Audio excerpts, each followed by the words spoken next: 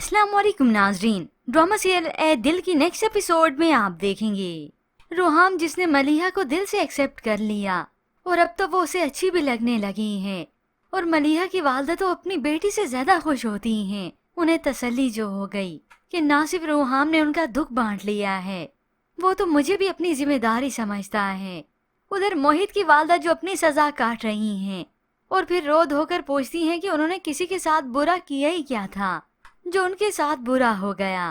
मोहित की बहन तो डर चुकी है कि उसे हर हाल में अपनी रुखसती करवानी है, शादी करवानी है, मगर वालदा अपने बेटी की गैर मौजूदगी में करना नहीं चाहती, या यूं कहें पहले तो कर देती, मगर अब जब वो जेल है तो उन्हें ये खुशी हजम ही नहीं हो रही क्योंकि बात अपनी औलाद पर जो बनी है।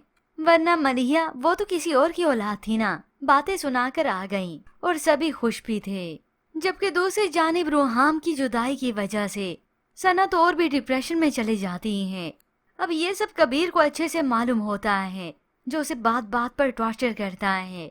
अभी तो उसने टॉर्चर करना शुरू नहीं किया, मगर इस मलिहा को साफ साफ बता देता है कि वो अपना माजी ये सब कुछ भूल जाए। मगर सना के लिए ये सब कुछ भुलाना एक नामुमकिन सा ही होता है।